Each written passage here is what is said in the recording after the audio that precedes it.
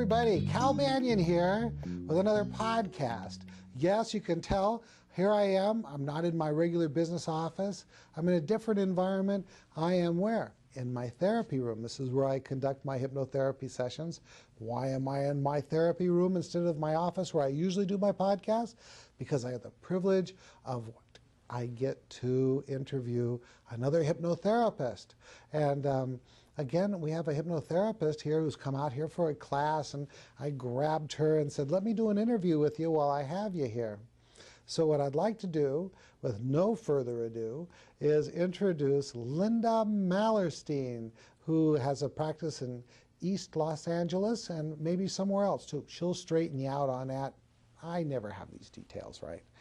So here we go. Lynda, thank you for joining us. I'd like you to do, did I have that information right? Are you in East Los Angeles? West Los Angeles. West Los Angeles, good. Well, why don't you tell me a little bit about what you did before you got into hypnosis, how you got into the profession, and then maybe a little bit about your training and that kind of stuff. I was an executive recruiter in the medical industry.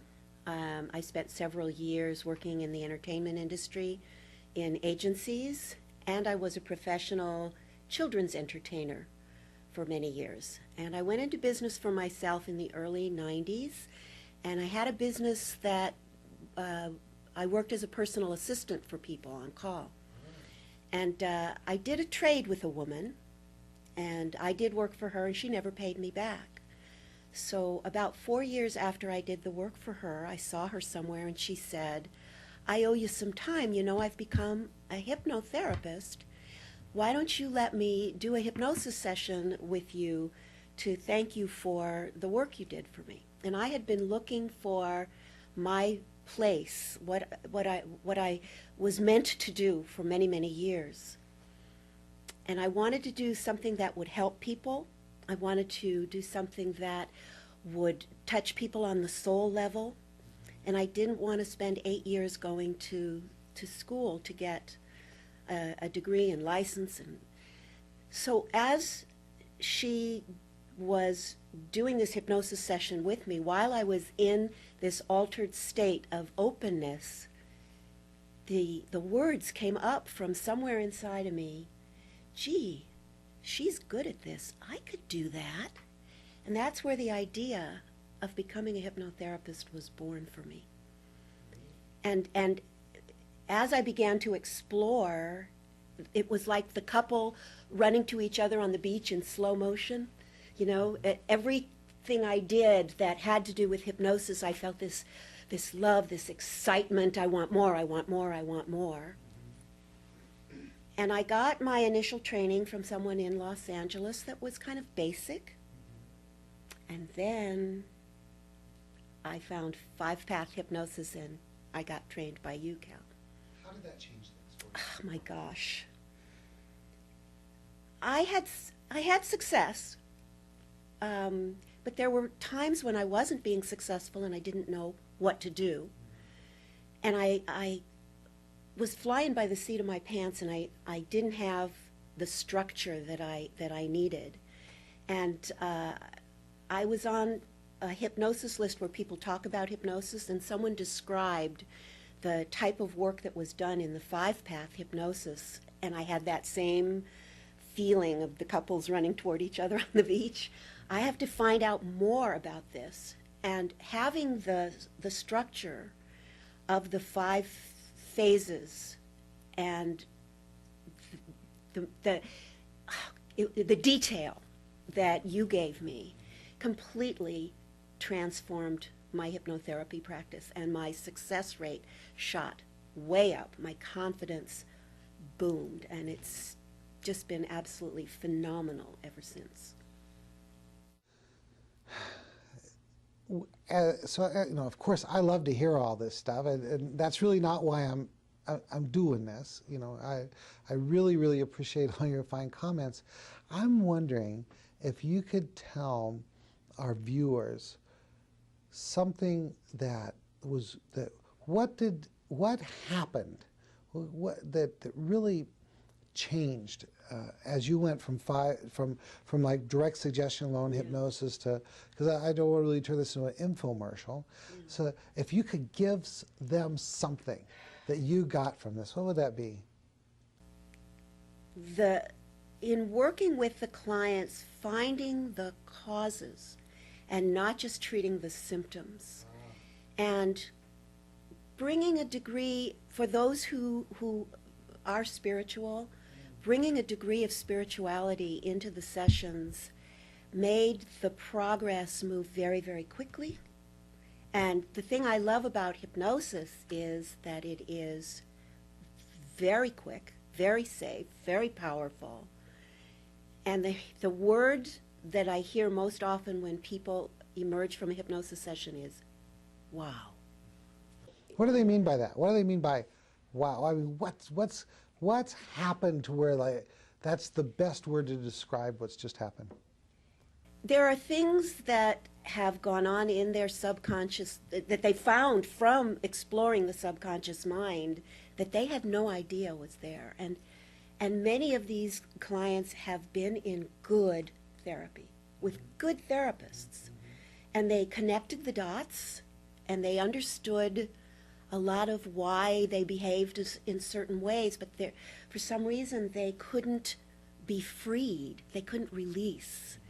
And so they say wow because, number one, they've learned something, and number two, the process that they've gone through has helped them to achieve a lightness and a freedom.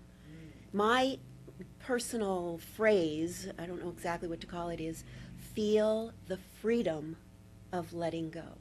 And that's what happens when I work with people in hypnosis.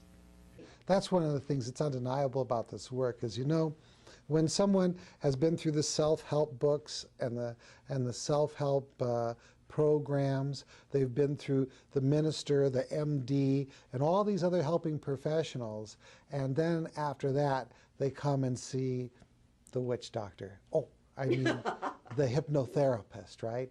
Because a lot of times we are kind of the port of last call, and we can take someone that is being rather dysfunctional, not really functioning in a way that satisfies their needs, wants, and desires, or someone that is very high functional, and take them to the next level. And in either case, it's just a wonderful, satisfying feeling, right? Yes, it is. Yeah, good. I can't imagine doing anything else. Okay, now here's kind of a surprise question. I ask everyone I interview, either written or one of these new video kind of interviews, what tip, trick, or technique can you share right now to the viewers that perhaps he or she could use tomorrow in a session? The thing that comes to mind is that there's an induction, the Elman-Banyan Induction, that works on almost everybody, and it's quick and easy to learn. And the other is there's a confusion technique that I learned from a book by Roy Hunter, that when the Elman-Banyan Induction doesn't work the way I want it to, that confusion induction in his book that I know they can get on your mall. But is that the Art of Hypnotherapy? It's the orange one. Which one is that? I believe that's The Art of Hypnosis. Highly recommended book. And as you guys have been following my podcast, we've had Roy Hunter on the podcast before, and we're fortunate enough to have Roy Hunter come to our center and do training too. I also, when I use that induction, that induction has to do with forgetting the instructions. And I always prepare the client for the fact that I'm going to want them to forget the instructions, and that when they do, they're doing great. Because a lot of them are so afraid of making mistakes. That's why the other things have not worked for them. So I preface it by saying, I want you to forget. Let me kind of change to a little slightly different subject. So you've got your practice. I'm wondering if you know why your clients choose you over other hypnotherapists. They tell me. Okay, why? I have been a wounded bird, and I've done a lot of personal growth things. I also am a very creative person. I tend to get very creative people who have deep wounds. And sometimes they've told me that they see my picture and they look in my eyes and they feel that I am kind, that I will understand. So it's a lot of it is a rapport. I mean, there's a place for every kind of person to be a hypnotherapist because they will draw and attract to them that which reflects who they are. Yeah. I'm a Jewish mother. I'm a Jewish mother in my therapy. A little bit tough sometimes, but very, but mostly very accepting, totally non-judgmental, and loving, very, very loving. Tell me, what kind of issues do you like to work with the most? I really enjoy working with women and men too, but who have eating disorders and body issues, because I myself had an eating disorder for many, many, many, many, many years. And I know the pain that comes from that kind of a compulsion. So I really enjoy that, and I really enjoy working with writers who have writer's block, producers. And I don't mean, big names always. I mean people who have an idea, a creative idea, and there's some fear that's keeping them from expressing it. That feels really good to me. I've got dresses waiting for premieres. I'm waiting for them. Yep, I'm ready to go. What do you wish everyone knew about hypnosis? That it is so powerfully effective and safe. It's safe. It works on so many different levels, so many different issues, so quickly and easily and effectively. I just want everyone to know that they should trust themselves to do it, because it will help. It helps. It will help you. That's one of the reasons we're doing these videos, is to get the word out, because really everyone could use either self-hypnosis or working with a hypnotherapist or hypnotist to work on anything that they're kind of stuck on. Isn't that right? Oh yeah, I think that's true. Absolutely. Now, you're also a trained seventh path teacher. Can you tell us a little bit about that? Well, seventh path is a technique and a practice of self-hypnosis that combines the mental, the physical, and the spiritual. And it is designed in such a way that each individual can bring his or her own concept of spirituality into the practice. So I've had people who believe in Earth as the most spiritual thing that they know, Mother Earth. Higher power. Yeah, that's as far as, they believe in Mother Earth. And I've had people who were devout Christians, Catholics, Jews, and whatever their personal belief is, they have used this self-hypnosis practice to help themselves. And it's so gentle, but it's very effective. You go at your own pace. It's not like the kind of self-hypnosis that people think of where you give yourself suggestions to do things, because I think that self-hypnosis goes just so far when you are giving yourself suggestions, because each time you give yourself a suggestion, you have to go back to your conscious mind to think of what you want to say. In seventh path, you go very deep, and unlike meditation, where the goal is to clear your mind and rid your mind of feelings, seventh path is very forgiving. Whatever comes up is part of the process, and it's completely right. You can't do it wrong. And I have had clients have amazing revelations on their own. It speeds up the healing process. And I have one client who was on blood pressure medication, and since he did the hypnosis and the seventh path, he said that no matter how stressful a day is at work, when he does the seventh path, he feels his body just going into a state of peace, and he's completely off his blood pressure medication, and it always helps him to balance. So I love it, and I use it in my own life. So you're out there changing lives with both hypnotherapy and then as a self-hypnosis teacher with 7-Path. I'm helping people to change their lives. I'm not changing anybody's life. But each person who participates is changing his or her own life. What do you see the future of hypnosis? I see, and I'm so gratified that it is growing as a modality that is being accepted all over the world by all different levels of people. And I was really surprised. An HMO that I belong to has a website where you can download self-hypnosis tapes for sleep, for going into surgery, for giving birth. And I was very surprised and very gratified that this HMO recognized they could save money. They can help patients recover faster and be more comfortable during this whole medical process by using hypnosis. And I see it becoming very widespread. I think that both the medical community and the psychological community and the counseling community and even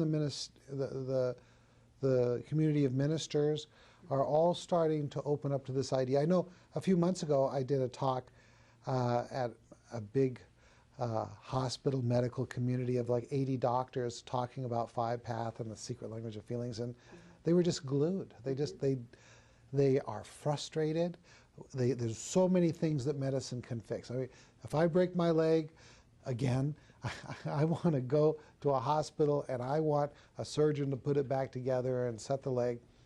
But doctors get so frustrated when sometimes medications and other things don't do everything that need to be done. And so we can offer them something that is complementary to what they're doing and can extend their effectiveness. And you just made me think of something else. I have to laugh when people say, I don't believe in it. That's like saying, I don't believe in gravity. Because going to the subconscious is something people do every day in many, many different kinds of ways. So there's nothing to believe in. You're either willing to do it or you're not willing to do it. If you're willing to do it, it will work for you. That's how I feel. Well, thank you. I want to thank you for coming, and I want to thank all of the viewers for coming and listening. And if you have comments, please send them to me, calbanyan.com, or my email address is calbanyan@hypnosiscenter.com. And if you like these kind of interviews, we're going to keep them coming to you so that you can hear about how hypnotherapists are out there all around the world changing lives, and perhaps you would like to do this kind of thing too. If you're already a hypnotherapist, you can get advanced training. Or if you're thinking about coming into our profession, give us a call. We'll be very happy to help you out and answer questions and get you get you in touch with a trainer that's nearby you. Once again, thanks so much for coming. I hope if someone is in the West Los Angeles area that they'll contact you. And if you want to contact Lynda, just give us a call or go to our website, Banyan Hypnosis Mall. There's a contact form there, and we can get you in touch with Lynda Malerstein. Well, that's it. Keep checking back to calbanyan.com. This is Cal Banyan, signing off.